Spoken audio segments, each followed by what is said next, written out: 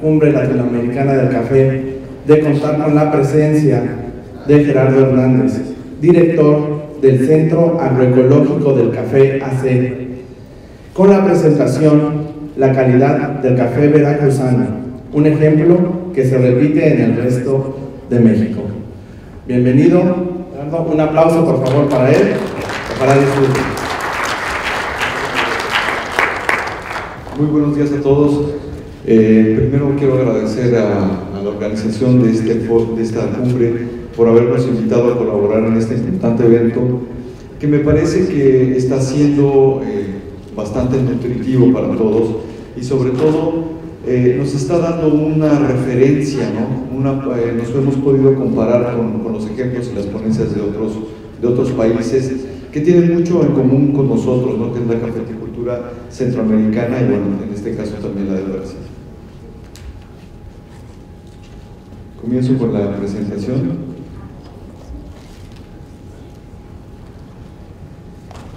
Quise titular La calidad del café veracruzano, un ejemplo que se repite en el resto de México, porque lo que vamos a ver a continuación, aunque se va a hablar puntualmente del estado de Veracruz y en especial de la región centro del estado, que es donde hemos estado trabajando con el proyecto que hizo referencia a la ponencia anterior, me parece que los demás productores de las diferentes regiones y de los diferentes estados pueden verse reflejados en estas condiciones y bueno, ya tendremos su realimentación de esa opinión, si es que efectivamente es un ejemplo que se repite en México o no.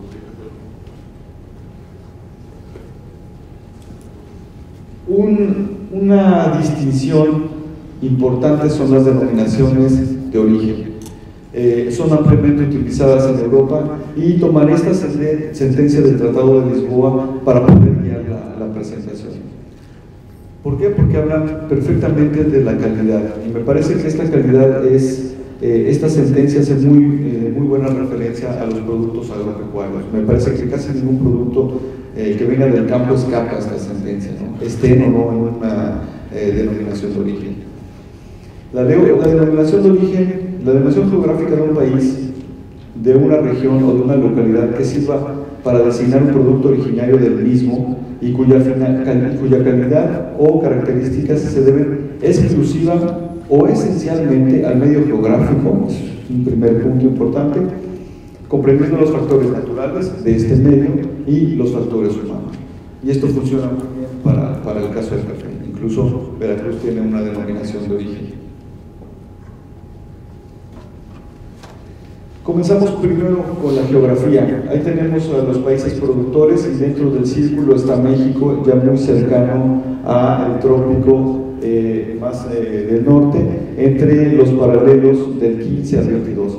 Esto de entrada es una ventaja ya competitiva, debido a que la zona central, en el Ecuador, tenemos por efecto latitudinal climas mucho más cálidos. Conforme vamos yendo hacia la parte norte y alejándonos del Ecuador, entonces tenemos climas más templados, ¿no?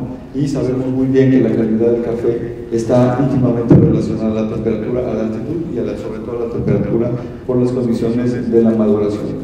Entonces, ya en términos de competitividad, en términos de calidad, México tiene este amortiguador debido a estar en la parte más norteña. Ahora, si nosotros lo vemos desde un punto de vista del cambio climático y si vamos, el mundo se va a estar calentando gradualmente, entonces tendremos este margen de calidad debido a esta condición latitudinal. Bueno, esta es la República Mexicana. El café es un producto muy importante. Tenemos alrededor de 800,000 hectáreas de café distribuidas en 2 estados. Principalmente tenemos 2 condiciones fundamentales en las grandes regiones del café. Tenemos la vertiente del Golfo, esta zona de acá, y la vertiente del Pacífico. Básicamente, la gran diferencia entre estas 2 vertientes es que el Golfo tiene una mucho mayor cantidad de humedad y la vertiente del Pacífico es mucho más seca. Tal es así que pues, se producen excelentes cafés naturales en Guerrero, que por las condiciones condiciones de un clima mucho más seco puede hacerse este secado produciendo este tipo de cafés. No así en la vertiente del Golfo, que tenemos mucha humedad, y eso influye muchísimo a que el secado sea ya en planilla o en condiciones de secadoras de gas.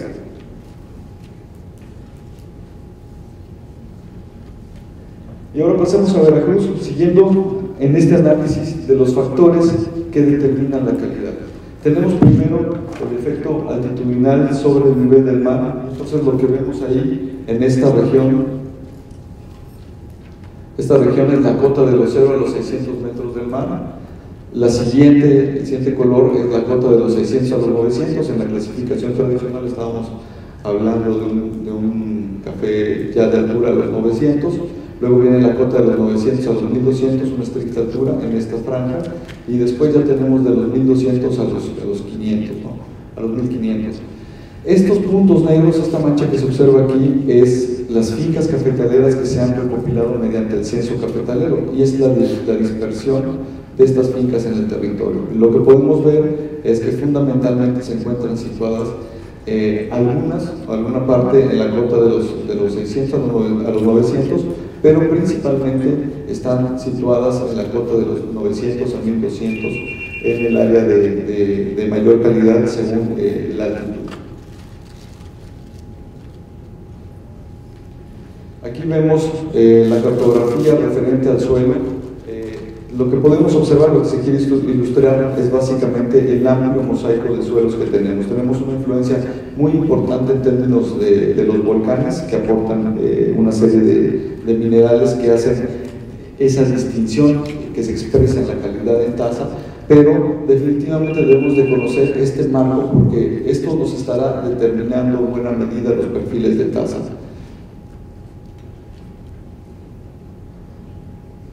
En términos de la precipitación, lo que observamos como patrón general es que la parte más norteña, de norte a sur, tenemos un gradiente de precipitación.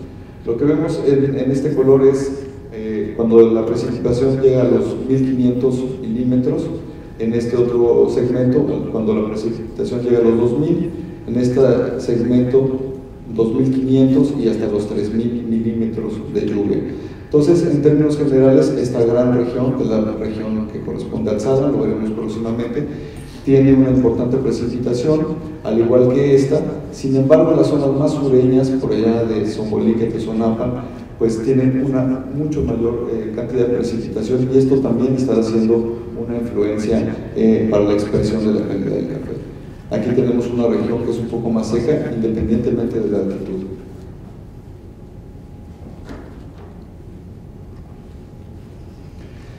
Ahora vemos el mapa de la temperatura. Si bien la temperatura está íntimamente relacionada a la altitud, y la altitud ha sido el parámetro para diferenciar la calidad del café, de un modo directo, lo que influencia la calidad del café es las cotas de temperatura. Entonces así vemos, tenemos la franja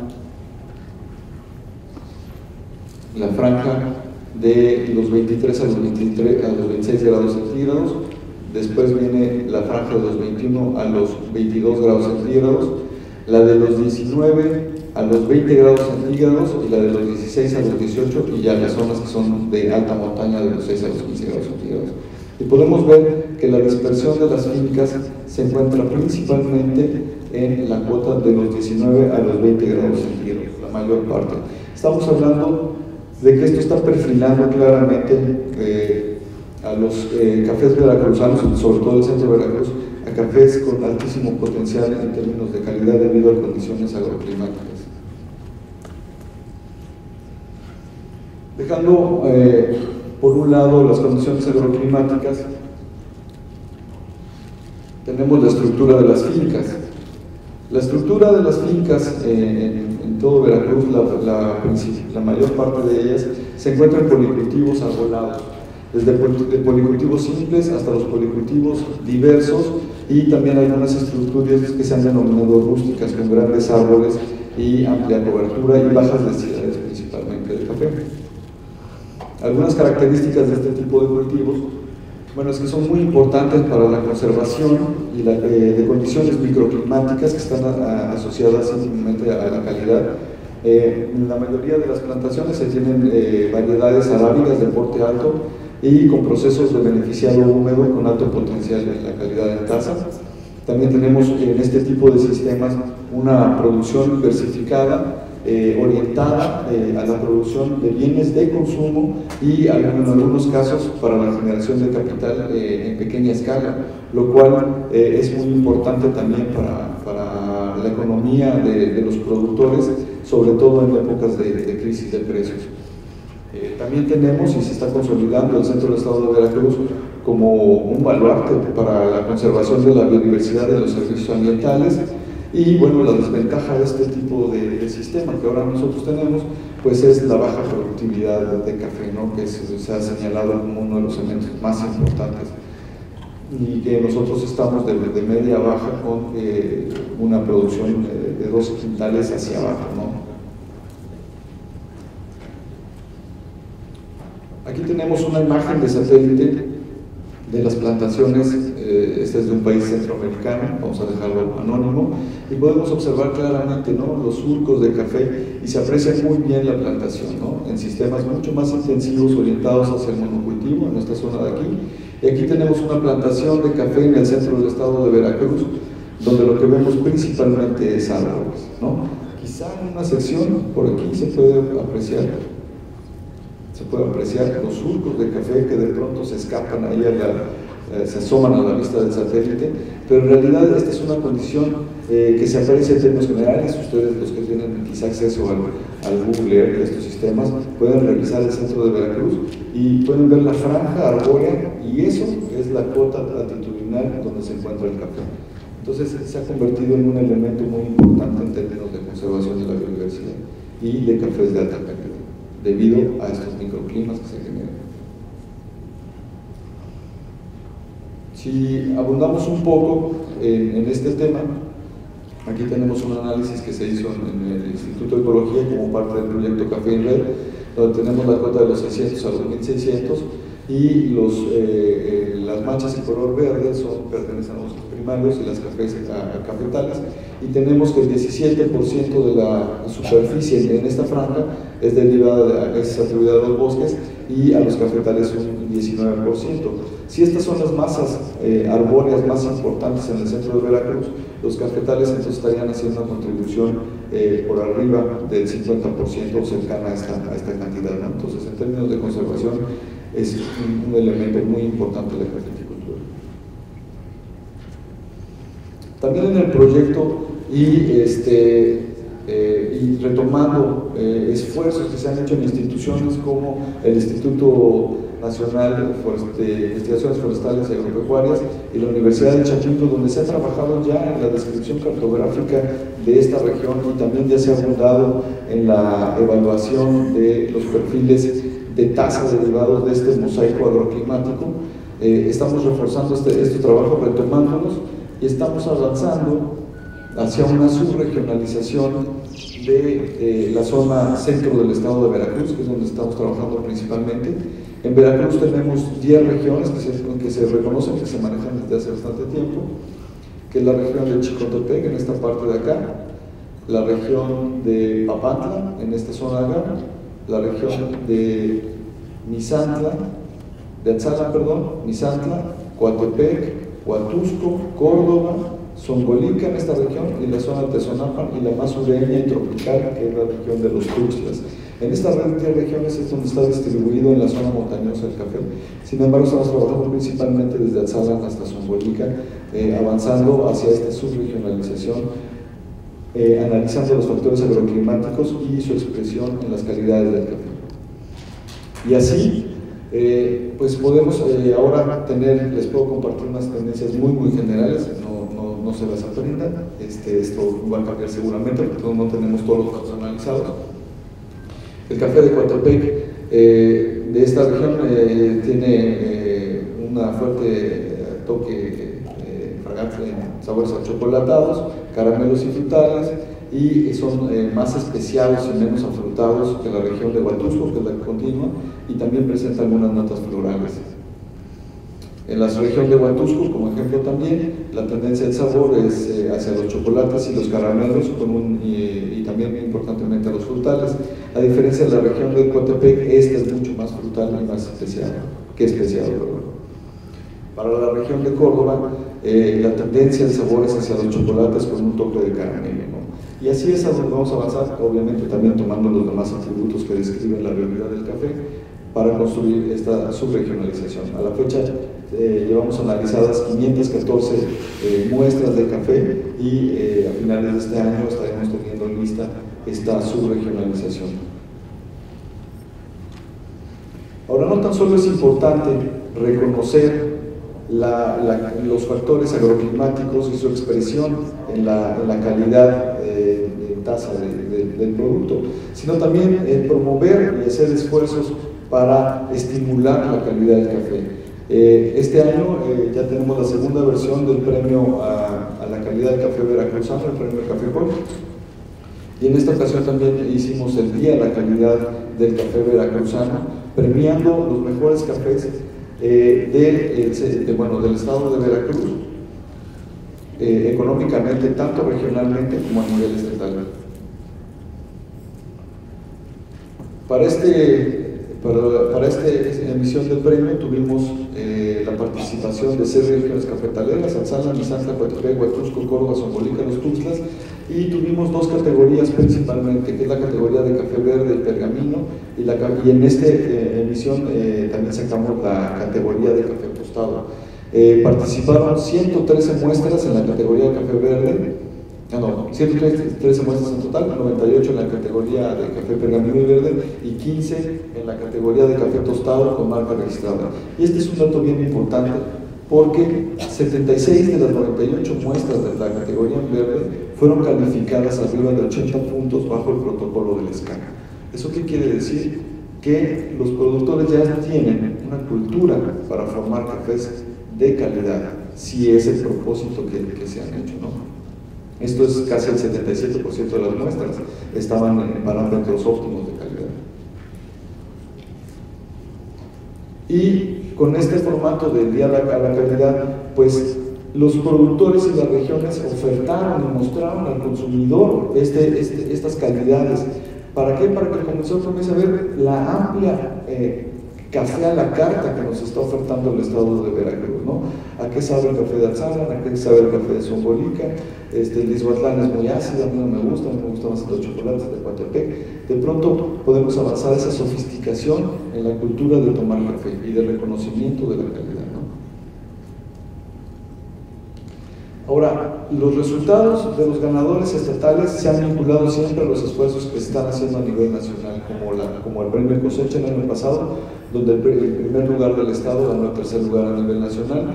Y bueno, en este año hubo una estrella que brilló mucho y es el ganador del primer lugar estatal de la calidad, don Artemio Zapata, con su marca del Suspiro del Catador, ganó el primer lugar en la categoría de café tostado y después se vinculó al esfuerzo nacional que se hizo para la tasa de excelencia y se obtuvieron resultados pues magníficos, ¿no? Fue la mejor cotización a nivel mundial en los premios de la tasa de excelencia y tuvo un récord que, si los datos por ahí no me fallan, es el segundo registro de cotización en la historia de tasas de excelencia más alto, ¿no? Después de un café de Guatemala que cotizó por ahí de $80 y este cotizó en $50, alrededor de 50 por todo, me parece. Entonces, tenemos esta calidad que evidentemente es competitiva. Antes de este premio ya se habían escuchado a nivel estatal que de esta región se habían ganado 2 tazas de oro en competencias en Europa, ¿no? Entonces, la calidad, el potencial de la calidad del café veracruzano pues es completamente claro. Y esto definitivamente no lo estamos descubriendo ahorita, sino que con estas acciones de pronto se está estimulando de nuevo esto que es una... bueno, también es muy importante realizar foros como este, ¿no? En términos de promoción de la calidad. Este cartel que vemos es de un curso para niños que se llevó a cabo en Chotamán, con un esfuerzo de la Universidad de Chapingo y de una organización que se llama Catavaya Marina. Entonces nos llamó mucho la atención que ya por ahí están tomando partes del periódico para hacer sus collages. Entonces decía que esto no es que se esté descubriendo ahorita, no vaya a ser una tendencia que en realidad es histórica. Ahí tenemos al cafetalero, que es una magnífica escultura en bronce que está en Jalapa, Veracruz, en lo que antes eran las instalaciones del Instituto Mexicano del Café, y este es un magnífico emblema de la época de gloria, por así llamarlo, del café mexicano, ¿no? Y voy a retomar un texto que a mí me fascinó cuando lo encontré ahí en los archivos perdidos. Es un fragmento de la conferencia dictada por el licenciado Juan Rebolledo Clemen, presidente de la Comisión Nacional del Café, el 25 de julio del 51 en Jalapa, Veracruz, en una mesa redonda del Congreso Mexicano de Historia. Esta conferencia fue rescatada y publicada por Juan Osorio Aguirre con esta editorial Ruta. Y recupero este párrafo que es extraordinario. En un estudio estadístico preparado por la Oficina Panamericana del Café con sede en Nueva York, aparece el café de Coatepec con un precio durante 12 años de 35 al 46, inclusive mayor que el de cualquier otro café en el mundo. Es más, durante el pasado conflicto bélico mundial en el que el gobierno de los Estados Unidos de Norteamérica tuvo necesidad de fijar precios tope a los cafés de importación, al mismo que señalar las cuotas que correspondían a cada uno de los países productores de América, el café de Coatepec alcanzó el precio más alto, inclusive sobre las mejores calidades colombianas. Entonces, bueno, esto es histórico lo que estamos viendo ahora, ¿no? No han cambiado en buena medida las variedades, no han cambiado los procesos de beneficiado lavado, el clima se ha cambiado, pero se ha cambiado para todos.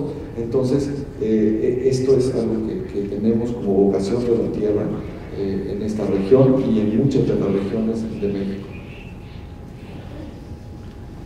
Sin embargo, sí hay que señalarlo, desde la desaparición y desmantelamiento del Instituto Mexicano del Café hasta sus cimientos, y cuando digo hasta sus cimientos es porque tiene una parte muy importante comercial, pero también tiene una parte muy importante de investigación, de asesoría, de asistencia técnica, de extensionismo rural, que también fue retirada, ¿no?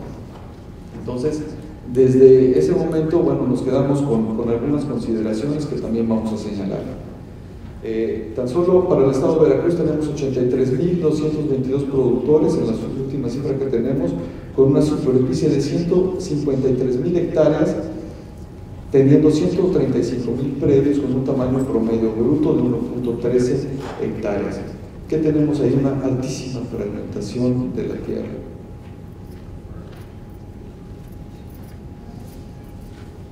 En el trabajo que hemos realizado en el centro, lo que nos hemos abocado principalmente es a dar talleres exhortando a la producción de cafés de alta calidad, promoviendo procesos de organización, de capacitación, de mejora de buenas prácticas, etc., ¿no? Y después de hacer alrededor de 60 y tantos talleres en más de 30 municipios, pues bueno, nos atrevemos a señalar que la mayoría, a excepción de los grandes esfuerzos consolidados que se tienen organizacionales y de diferenciación y de certificación, sobre todo en cafés orgánicos, no tan solo en Veracruz, sino de manera muy importante en la región de los estados de Chiapas y Oaxaca, aún la mayoría de las personas con las que hablamos, pues son productores sin un modelo de sociedad cooperativa que sea funcional, y venden a los intermediarios o coyotes con los siguientes puntos: sin controles de calidad, sin conocimiento de sus propios rendimientos, sin conocimiento del perfil de tasa de su producto,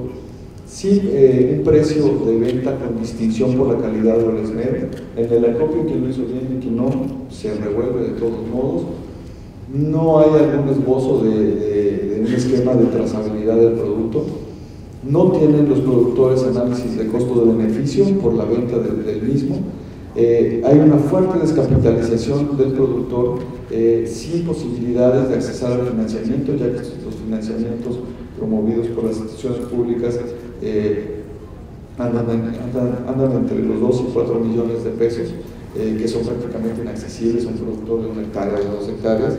Tenemos una mezcla muy importante de variedades, principalmente arábigas de porte alto, pero también ya con una fuerte introducción de catimores, y ahora ya tenemos también salchimores y otras variedades que están saliendo de última generación y se están incorporando de un modo completamente libre hacia el campo. Y también tenemos el asunto de la baja productividad por unidad de superficie. En el siguiente eslabón de la cadena productiva, pues la industria invierte de manera importante en procesos de selección para poder hacer una diferenciación entre las distintas calidades derivadas del acopio con este sistema de intermediarismo o de coyotaje, como le llaman tradicionalmente. Se obtienen importantes mermas, por lo que el precio de compra pues debe de ser minimizado. Se aspira a una venta en un mercado convencional alejado de diferenciales positivos derivados de calidad o de procesos de certificación. También se mantiene una alta dependencia de las fluctuaciones en los precios de la bolsa de valores. El año pasado hicimos un monitoreo de los precios con las organizaciones, entonces íbamos monitoreando la bolsa de valores, la cotización del dólar y los precios que nos reportaban en campo. Entonces calculamos para la cosecha pasada cuál era el diferencial a un rendimiento de 250 quintales para producir, de 250 kilos, ahí está mal, para producir el quintal de 46. Y tenemos alrededor de ese diferencial con un gran promedio de 63.56 dólares. Si nosotros hacemos el cálculo para ver cuál es la proporción del valor de bolsa, o podríamos llamarle precio FOB, que se traslada al productor en campo, es del 71.46%. Ayer escuchábamos en el foro de la tarde que países como Costa Rica están alrededor del 80% de pago o de traslado de valor al productor y si no mal recuerdo Brasil andaba por 90%, ¿no? Entonces tienen mucha mayor competitividad en ese sentido, siendo más eficientes y trasladando un mejor precio o mayor cantidad del valor de la producción al productor. Y bueno, este es el asunto de la productividad. Muchas veces la productividad se señala por que esté debido a las variedades, debido al suelo, debido a varias condiciones, y pocas veces o casi nunca he escuchado que la productividad está íntimamente relacionada a los procesos económicos y a la descapitalización. Aquí lo que tenemos son tres series de datos. Estas son los centavos de dólar por libra, es decir, el precio de cotización en bolsa. De esta parte de acá es la producción a nivel país de café, y este es el ingreso por divisas. Aquí nos remontamos al año de 1990, estaba muy reciente la ruptura de los convenios internacionales y del sistema de cuotas, y también estaba ya en proceso el desmantelamiento del Instituto Mexicano del Café. Entonces hubo un gran aumento en la oferta y por lo tanto la caída de los precios en la bolsa, y vamos a analizar los efectos que se dan de una manera colateral, ¿no? Aquí tenemos una situación en los 90 de bajos precios, bajo ingreso por divisas y también baja productividad, porque ya el precio venía decayendo. En cuanto sube, y es una dinámica que vemos comúnmente en el campo veracruzano, pero sube el precio del café,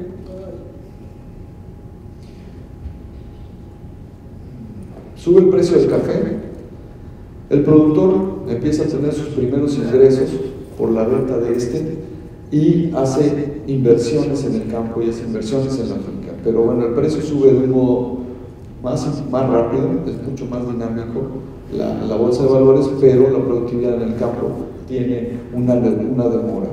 Cuando los efectos de la inversión del productor comienzan a dar frutos y la productividad comienza a elevarse, pues se topa con la primera caída del precio derivada de una dinámica natural del mercado.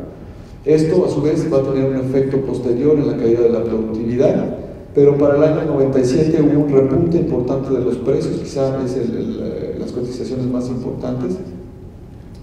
Disculpen, es que se me desaparece este puntero y me hace falta. Entonces, aquí tenemos una cotización importante de los precios, lo cual se ve reflejado después en la inversión nuevamente del productor, y cuando la producción se había levantado de una manera muy importante desde el 92, desde ese valle productivo, desde esa recesión productiva, entonces tenemos ya la siguiente crisis, que es la que se menciona en las crisis más importantes en la historia de la cafeticultura, ¿no? Y entonces tenemos esta recesión desde el 99 hasta el 2005, que por supuesto aquí tenemos un promedio de una alta productividad y bajo precio, donde todavía se tuvo algún ingreso, pero prácticamente por los volúmenes, y para después desplomarse la productividad, pero por completo en una caída vertiginosa. Y tuvimos los escenarios de precios de 80 centavos, de 1 peso por kilo de cereza, y hace 2 años estamos teniendo ahora estos repuntes en los precios hasta 12 pesos el kilo de la cereza, ¿no? Y el productor pues ha reaccionado del mismo modo, viene invirtiendo en sus fincas, viene aumentando la productividad y tenemos incierto el panorama económico, pero bueno, incierto es decir, ¿no? Las dinámicas del mercado nos dicen claramente que el precio va a bajar. Hemos escuchado que tanto Colombia como Costa Rica han hecho inversiones importantes como país en términos de su productividad, y si ahora teníamos una recesión en términos de producciones porque estaban renovando sus cafetales. Entonces esos cafetales estarán dando frutos en 1, 2, 3 años, cuando mucho, de estos 2 países importantes de Centroamérica, y entonces el precio, justamente en la categoría que nosotros estamos, de cafés lavados, pues se va a desplomar. Y ¿qué tenemos? Pues si nos acatamos a la historia, pues tendremos otro golpe de descapitalización en el campo.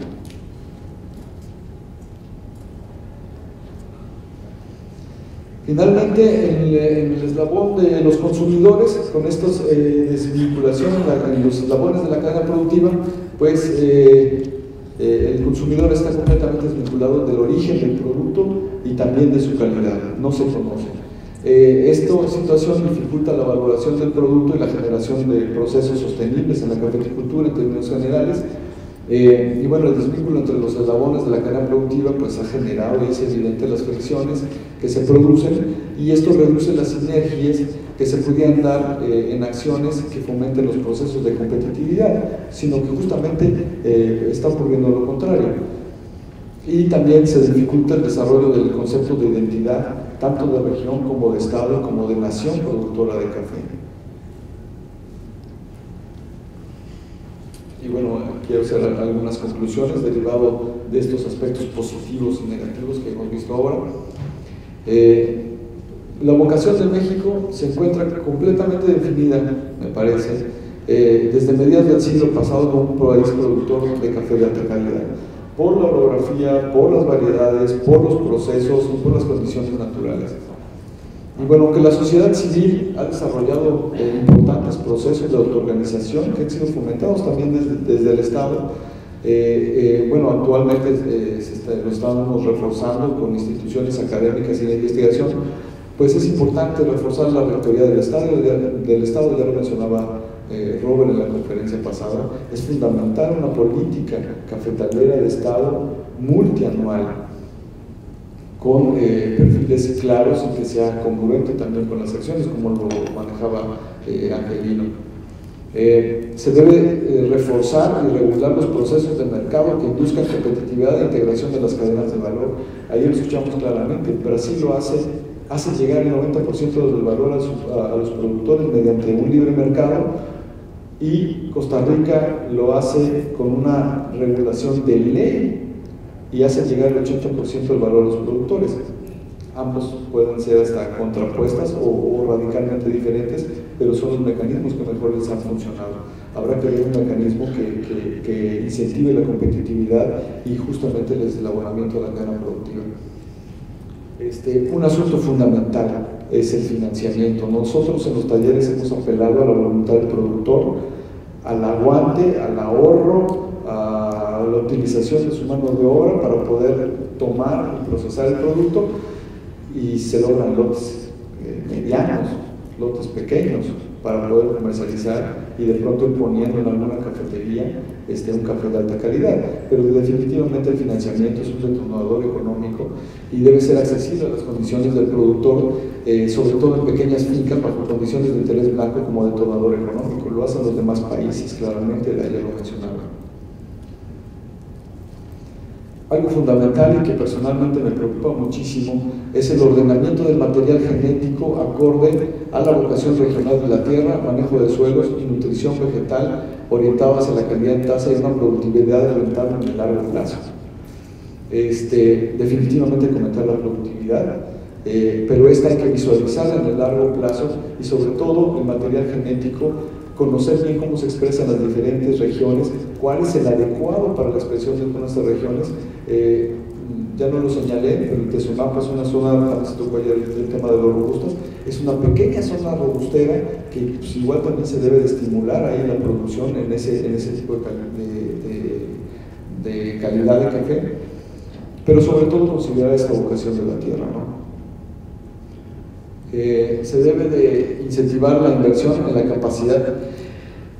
Se debe de incentivar la inversión, no como subsidio ni como compensatorio, sino como inversión en la capacidad de los agroecosistemas cafetaleros como elementos fundamentales de conservación de la biodiversidad y los servicios ambientales, como parte de una estrategia de diversificación productiva de los cafetales.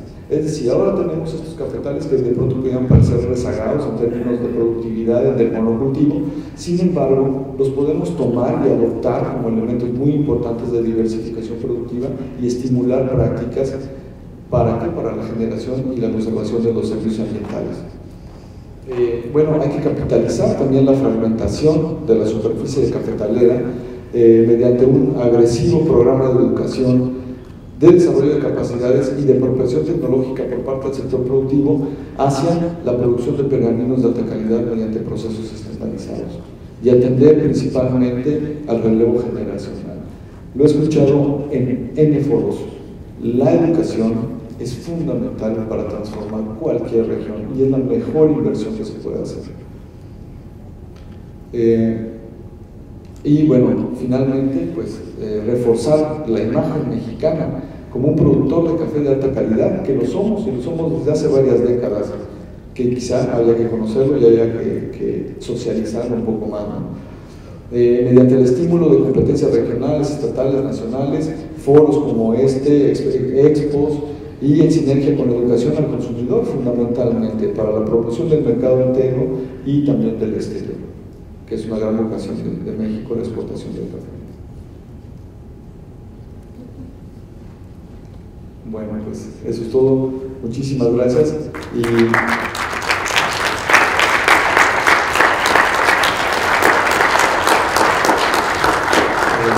como siempre quiero agradecer al equipo del Centro Agroecológico del Café y en especial en esta ocasión a Juan Pablo, a Tonatiu y a Jorge, que son parte del esquema del sistema de inteligencia competitiva, que me ayudaron mucho para la provisión de datos de esta presentación. Gracias.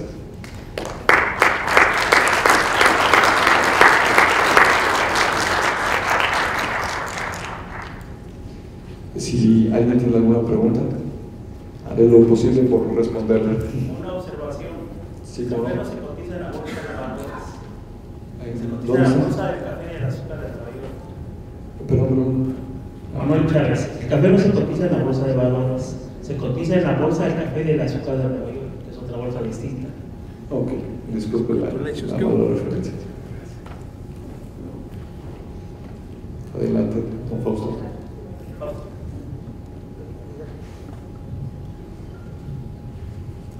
Yo creo que Robert Manson y usted, doctor, acaban de tocar el tema central de la reivindicación de los cientos de miles de productores y trabajadores del campo que hacen posible en su origen la riqueza del café, y que dada la estructura que existe actualmente se le apropian unas pocas empresas transnacionales. Usted presentó una gráfica extraordinaria y lo felicito por ese ciclo que queda perfectamente revelado ahí del auge y la caída de los precios y sus efectos en la productividad, pero sobre todo en los niveles de vida de los productores cafetaleros. Ese es el hecho, ahí está el hecho histórico, estadístico, no hay ni vuelta de hoja. El asunto es cómo vamos a combatir esos efectos negativos de los ciclos que se presentan en el café desde hace más de 200 años. Hay estadísticas a nivel mundial para estos efectos. ¿Cómo combatir? Ayer el representante de Costa Rica expuso cómo desde 1933 existe el Instituto del Café de Costa Rica, y ahí está. En la Federación de Cafeteros de Colombia, desde el 17 que se hizo del siglo pasado, el primer Congreso Nacional Cafetalero, y se creó la Federación en 1927, ahí está la institucionalidad. En el caso de México, creamos la Comisión Nacional del Café en 1949, en 1949.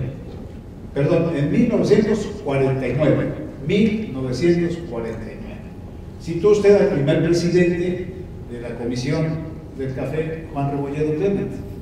Bien. ¿Qué ha pasado en México respecto a Costa Rica y a Colombia? Hemos perdido institucionalidad. Pasamos del Instituto Mexicano del Café al Consejo Nacional del Café y ahora una asociación civil que se llama Cadena Productiva del Café. Manson planteó la necesidad de una legislación, de una política cafetalera que solo a través de una legislación puede darle permanencia, rescatar y modernizar la cafeticultura nacional. Solo a través de una legislación. Y esa legislación, que tiene más de 15 años de estarse gestionando, se ha visto frenada por los grandes intereses transnacionales, por una parte, y por otra parte, por los intereses mezquinos. Entre dos espadas estamos, entre la espada de los grandes intereses transnacionales y la espada de los intereses mezquinos. Y aquí estamos, ahora que viene el ciclo para abajo, porque necesariamente va a ocurrir así. ¿Qué entonces debemos hacer? El remedio y el trapito y la forma de atacar. Viene un nuevo gobierno. Seguramente el Tribunal Electoral va a ratificar a quien fue electo. Este gobierno debe hacer un plan nacional de desarrollo por sectores y por regiones. El magnífico trabajo que usted ha presentado, ahí están bien definidas las regiones. El sector está puntualizado para el estado de Veracruz. No conozco que haya en otros estados este trabajo tan bien hecho. No, debiera haber bien. ¿Qué debemos proponerle al nuevo gobierno?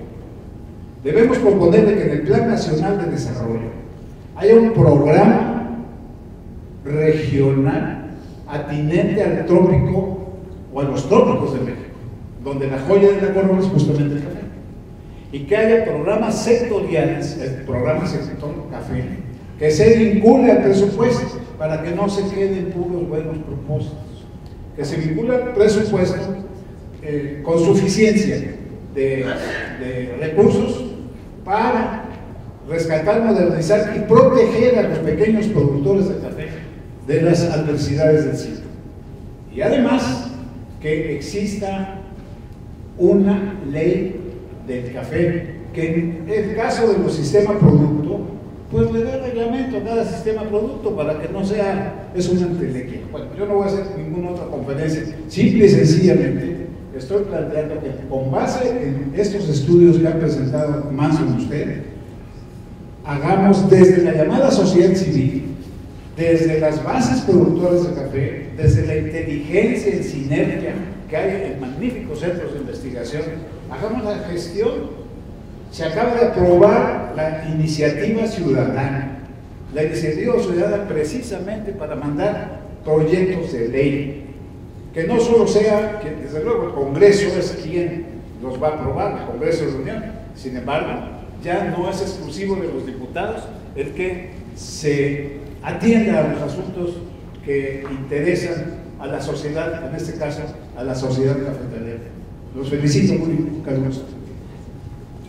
Muchas gracias.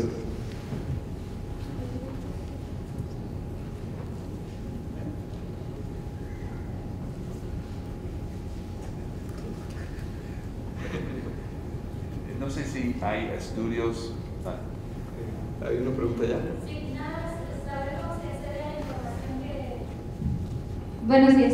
¿Cómo accedemos a esa información que usted presentó en las diapositivas sobre, bueno, del estudio que presentó sobre la caracterización del café por las regiones productoras del Estado, para saber cuáles son las variedades que se están utilizando en cada una de ellas? Bueno, eso debe de derivar de un material impreso público. Estamos terminando lo de afinar. Hace falta complementarlo con análisis estadísticos y entonces lo publicaremos por completo, pero bueno, puedes ponerte en contacto tanto con Café y Red como nosotros. La página del centro es www.cafecol.mx y ahí inmediatamente en la página de inicio hay un vínculo con Café y Red y ahí es donde se tiene la información y la temática que estamos trabajando, aparte que te puedes poner en contacto con nosotros para cierta información puntual, pero todo lo que se va generando lo vamos publicando en ambas páginas y en materiales impresos. Bien, muchas gracias.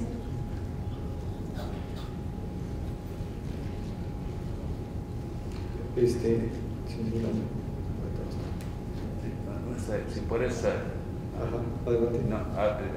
decirnos si hay estudios mostrando la relación entre la sombra y la calidad. Bueno, no hemos hecho todavía las correlaciones de la sombra, estamos haciendo estos mapas que ahora se llaman de respuesta homogénea para hacer cortes, ¿no?, entre las diferentes capas de los sistemas de información geográfica, es decir, suelo, temperatura, altitud, precipitación, ver las zonas homogéneas y ver cómo se está expresando la calidad. Hay estudios de Lorena Soto en Ecosur que de pronto muestran un poco la productividad de las fincas, ¿no? Hay un balance ahí cuando se llega al 50% de la sombra. Pero no tenemos todavía estudios que muestren el efecto directamente entre la calidad y la sombra, pero definitivamente un efecto en la temperatura microclimática de los cafetales influirá directamente en el desarrollo y la maduración de los frutos, pero no lo hemos medido totalmente ahora. Adelante. Buen día, soy Carlos Sánchez.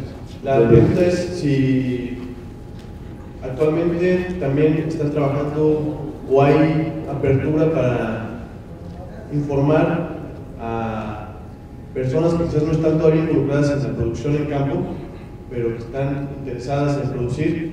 Bueno, por esta lógica que se menciona de que si el precio va para arriba, también personas intentarán integrarse, ¿verdad?, al negocio.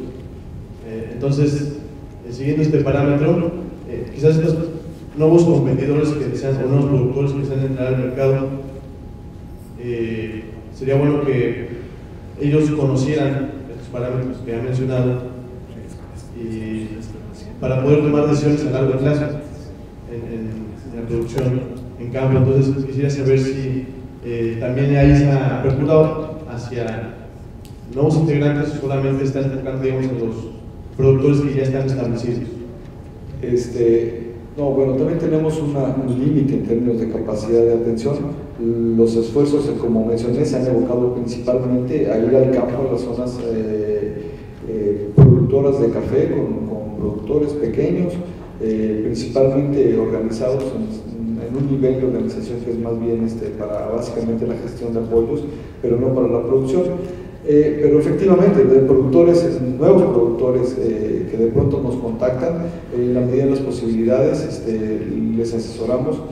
Tenemos un caso muy particular, el ganador del primer lugar de la calidad estatal, pues es un productor que le asesoramos hasta para evaluar su finca que iba a comprar, ¿no? Entonces se compró un terreno, como era completamente neófito en el café, pues nos pidió asesoría en términos de todo, ¿no?, de corte, de beneficiado. Estaba en un muy buen lugar, tenía plantaciones de porte alto, y pues resultó que este productor, que en un año no tenía una finca y que nos estaba pidiendo asesoría para comprarla, de pronto ganó un premio estatal y su café ahora se entendió, lo guarda, y se da el lujo de decir, no, yo ese café no se lo voy a vender más que a mis conocidos, y se lo vende, ¿no? Ya compró bolsas bonitas y todo, ¿no? Y eso es una asesoría en un ciclo muy corto, ¿no?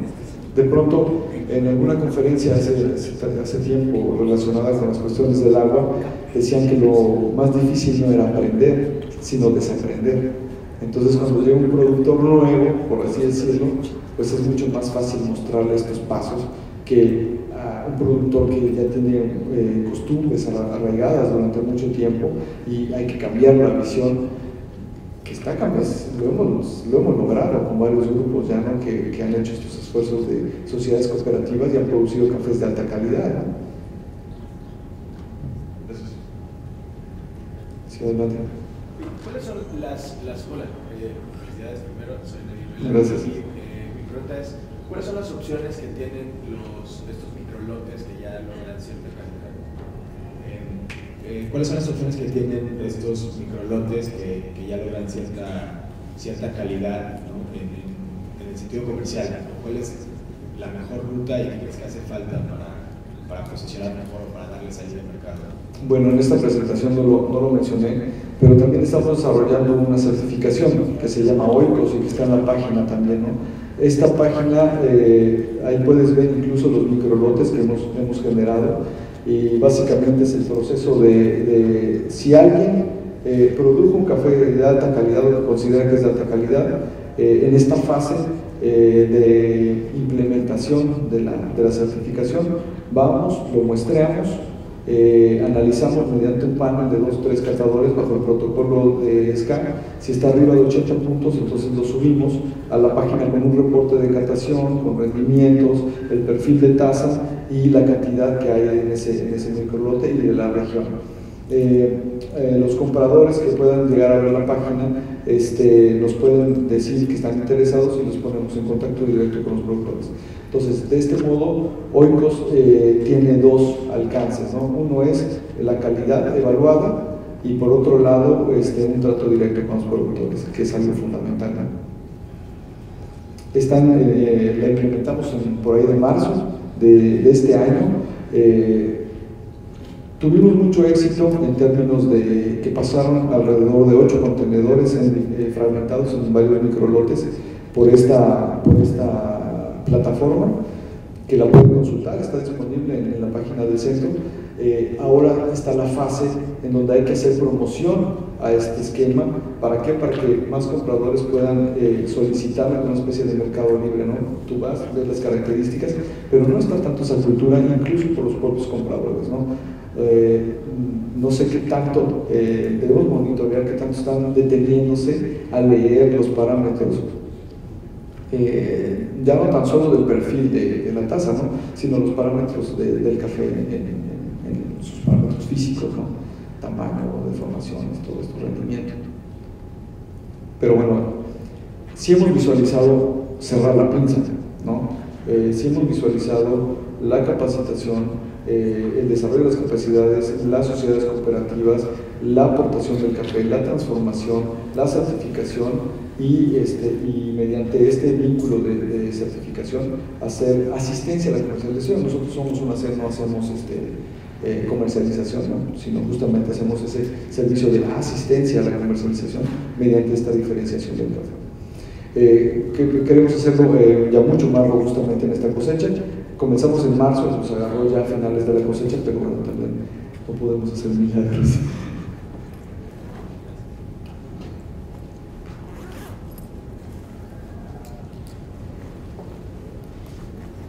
Bueno, si no hay otra pregunta más, no sé si hay otra ponencia, pero sí hay muchas más actividades dentro de la cumbre. Les agradezco muchísimo su asistencia.